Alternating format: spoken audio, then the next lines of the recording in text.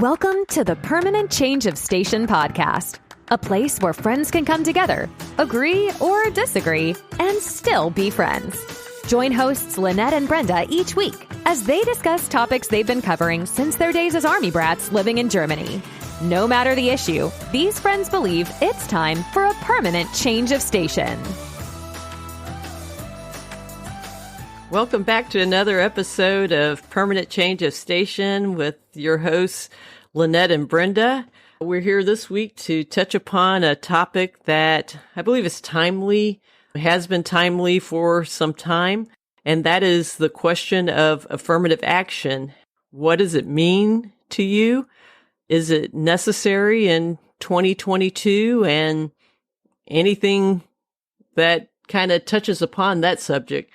Brenda, when you hear that term, what comes to mind for you, and what are the challenges or definitions that come to you when you hear those terms? Oh, good question. It takes me back to when I came out of college in the mid-'80s, and I was working for a large company where people would refer to the corporate office as the good old boys, predominantly a men's company. And during that time, I started getting promoted quickly, and really they were trying to fast track me. Whereas that was really a disservice to me, because there's something about getting the experience you need so that you can perform the next level. And so I made the personal decision to put the brakes on, saying, no. Stop moving me here. Stop promoting me here. Let me learn this first. But it was an effort for them to become more diverse on the women front. And so I think at the time when it first came about, there were some really good intentions of what was trying to be accomplished. I just don't know, fast forward to this day and age, did it accomplish what we thought it was going to? And what did we think it was going to accomplish? And I know I reached out to you, Lynette, last week because I've been following this pastor, Corey Brooks, who's doing this 100-day rooftop vigil in Chicago, having these really conversations around the Black community, the crime rate, the poverty, the subpar schools. And his take on it is that it failed the Black community. That's his take on it. And I thought that was interesting. And I know for your journey, I don't know how much it impacted your life or if it did or didn't. Well, again, I think it goes back for me to, how we got to this podcast to begin with, is that we both attended Würzburg American High School in Germany. We had excellent teachers. We all, for the most part, with very few exceptions, grew up in two-parent homes. When my mom at Kitzigan Elementary and Middle School, if she was going to have a PTA meeting, she let General DeCamp know that they were going to have a PTA meeting, and all parents attended the PTA meeting. Okay. So right. In our high school years, we had two-parent households. We had parent participation in all of our activities. Okay. Because if the commanding general basically puts the word out to all the command that there's going to be a parent-teacher meeting, PTA meeting, and my expectation as the base commander is that all parents will attend, guess what? All parents are going to attend. We did not have dropouts in our high school. Okay. I can think of maybe 2 or 3 situations, and maybe it was all on the down low, but I can only think of maybe 2 or 3 girls that got pregnant during our high school. I mean, it was just a rare thing. Right. So as a consequence, when you think of the people that went to our high school who were, ethnic minority, it's that they were as accomplished and had high grades or high class rank. I was third in my high school graduating class, had good SAT scores because I had parents that were fully engaged in my education all the way through.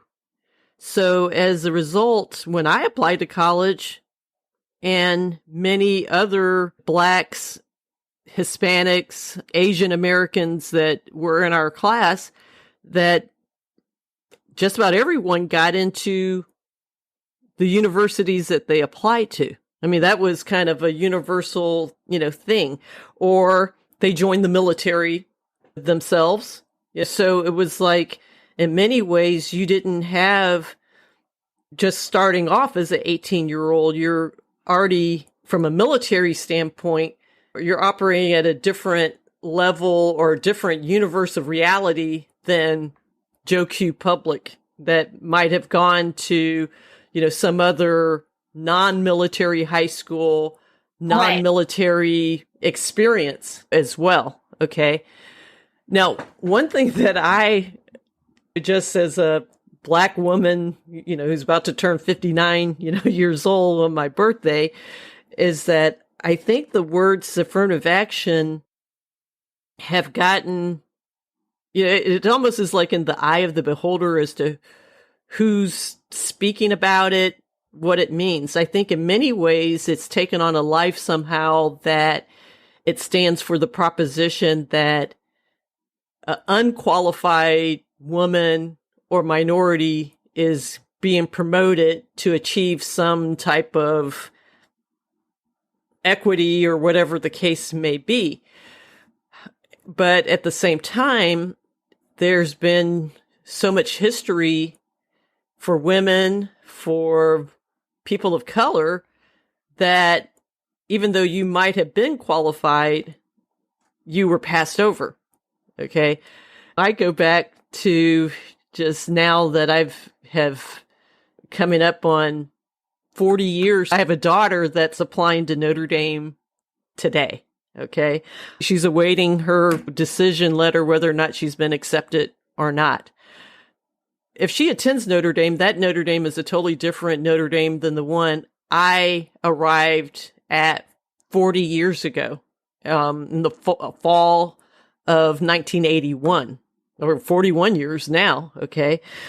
I can tell you for a fact, I was shocked when I got there that back then there was probably 5 men accepted to every woman who was accepted, because Notre Dame used to be an all-male school and it went co-ed in 1972. So when I showed up, it was in the first decade of women who had been accepted to that university. And so there were still more men than women. Today, they have as many men dorms, women dorms, and everything like that. But one thing I became keenly aware of 41 years ago, sitting in my classes and just having conversations with people, is that someone like myself that, had graduated high school with a 3.9, grade point average, had been a class president, had been an athlete, had, all of these achievements. There were white men at Notre Dame, not all, but again, there were many that did not have the academic acumen that I did, but their father had gone to Notre Dame.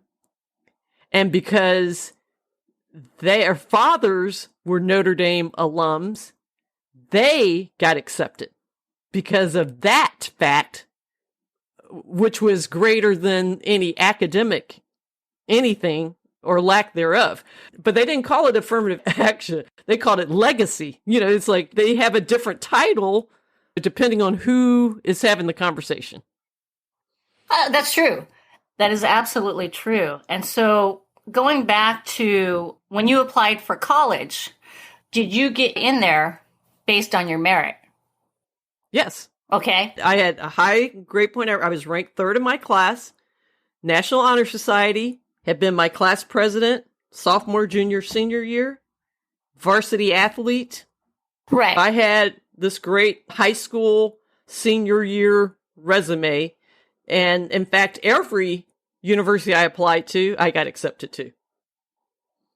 Right. And I think the same holds true for like your sister and your brother.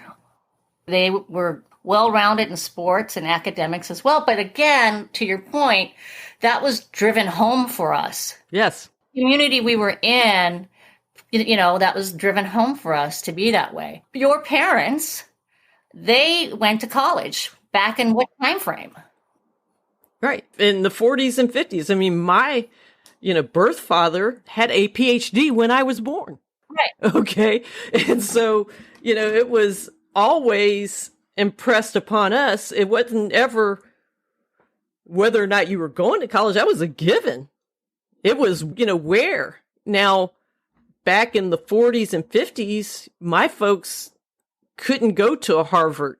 Okay. My dad was a valedictorian of his high school class, had great credentials, became the first Black in America to ever get a PhD in the field of zoology. Okay, so the guy was brilliant. But back then, he couldn't go to Harvard. He went to Howard University. That's where, back in the 40s and 50s, especially the kind of high academic achieving Blacks would go to historically Black colleges and universities. But again, that was generation one. Now I'm finding that there are many white people that I meet along the way that are first generation. Okay, I'm now 3 generations deep. My parents were college graduates. I'm a college graduate. My oldest son is a college graduate of NYU. Okay. In 2022, there are people that I have met, especially in the line of work that I'm in law, where I have colleagues who are white, who are first generation going to college, where in my family, we're 3 generations deep.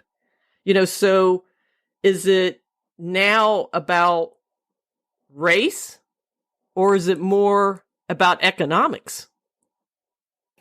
I think economics plays a big part. But let me ask you this. Back when your parents, got their education, wasn't there a big push in the Black community that education was the way out? Well, there was a lot of things that back in my parents' generation, yes, it was education. It was, my grandparents who, both passed away before the age of 50. On my mother's side, they were both self-employed. They were business owners. My grandfather, he invested in real estate. He had several little small businesses. And my mom and her mother was a hairdresser. And they were able to get my mom through college.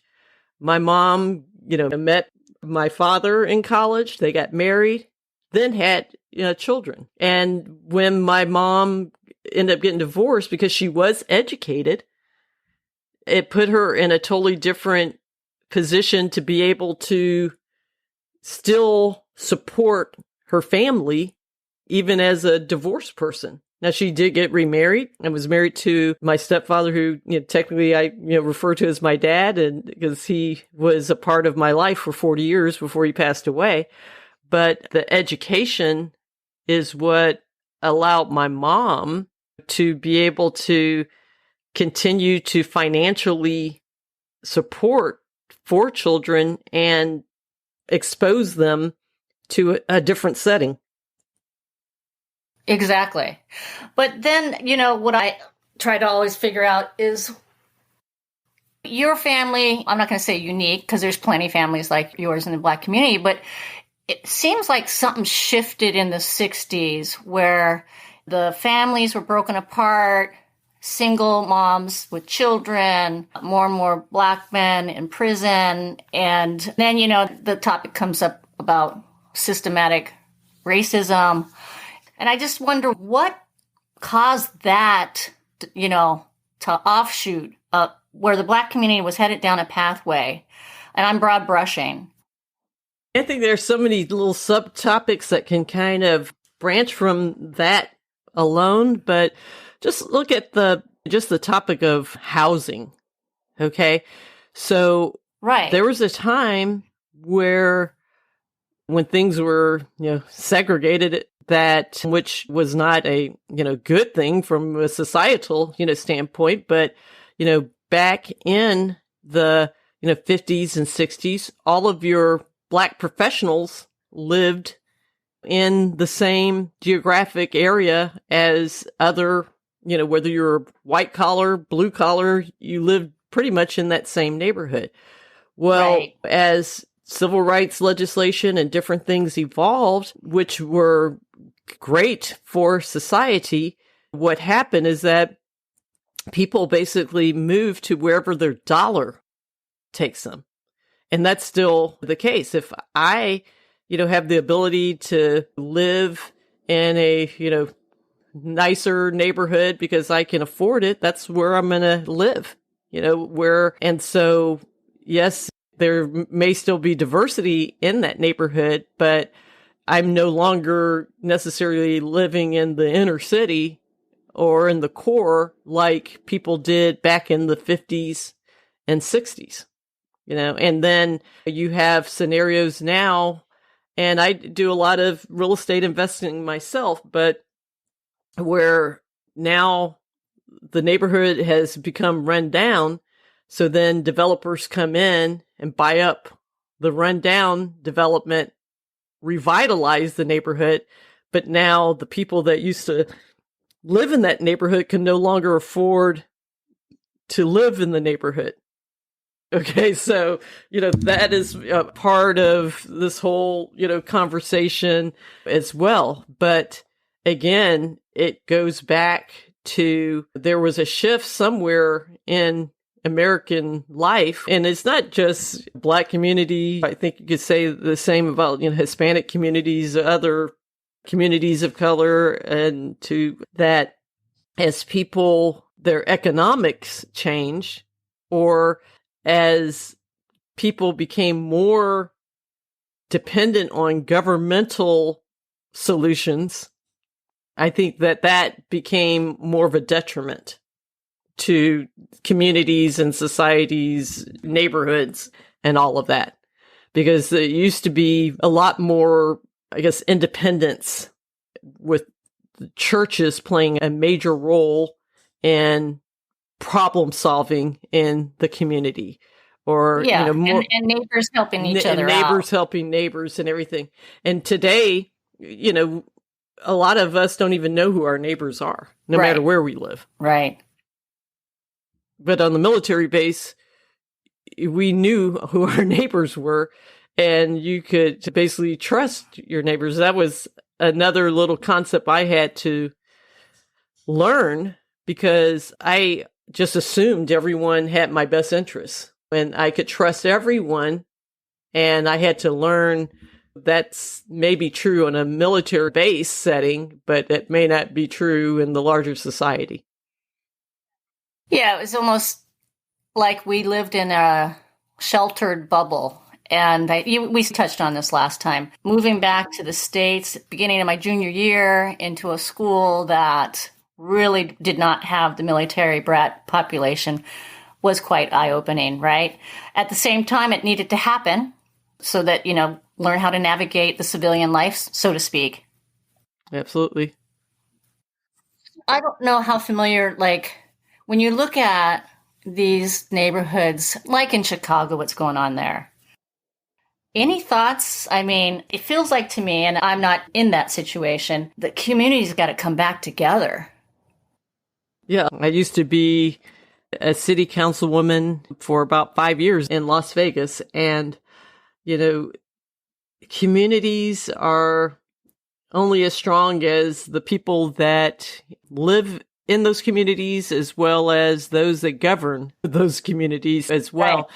And if you don't have just basic infrastructure in those communities, I mean, you have to, when the city planners or the state transportation people are planning and they, don't put exit ramps into, certain neighborhoods, well, how can commerce ever come to those neighborhoods if there's not ease of transportation to be able to access, just little things. I mean, I remember when I first moved to Las Vegas, that West Las Vegas was the historically Black area of Las Vegas at one time. And to as much, you could probably say it still is. But there was a time when, entertainers like Nat King Cole, Sammy Davis Jr., Ella Fitzgerald, they could not stay on the Las Vegas Strip. So they had to stay at the Moulin Rouge Hotel, which was in West Las Vegas. Well, even when I moved into town in the early 1990s, there was not one bank branch anywhere in West Las Vegas. Okay, so got it. Yeah. So if there's not even a place where to deposit your money or to be able to have access to capital and those kind of things, I mean, it's just, there's just still a lot of challenges in a lot of different, locations and everything. But at the same time, when there was the riots of when Rodney King was beaten by the police officers in Los Angeles and caught on video, and those officers were put on trial and acquitted, and riots broke out, not only in Los Angeles, but also in Las Vegas. And what always makes no sense to me is when you are protesting injustices that happen to, Black people, and then you go and destroy Black businesses. I mean, that makes zero sense to me. And it's like my brother who, he was a co-owner of a furniture store in downtown Eugene, Oregon called Brenner's Furniture. And he said when a lot of these protesters were going down in Eugene, which has a history of having protests in Eugene, Oregon. This isn't something that's a 2021 or 2022 thing. I mean, Eugene has always had protests of some sorts going on. He would stand outside his business and say, okay, you're saying Black Lives Matter. Well, I co-own this furniture store. Come and buy some mattresses. If you really believe this, come and help support my business, financially. Don't just protest, show some money. So that also a part of when I think of affirmative action is like, okay, if you support affirmative action, it's not just about, like promoting someone. It's about financially supporting those enterprises that are trying to advance themselves. Yeah, I agree with that. And I think you had a great education, 2-parent home, and you got into college, right, on your own merits.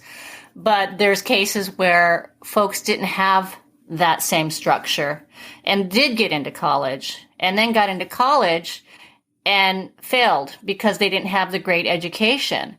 So then you ask yourself, well, did we really get to the root cause? And to your point, it's deeper than just affirmative action, like get into schools, but it's everything before turning 18 within those communities.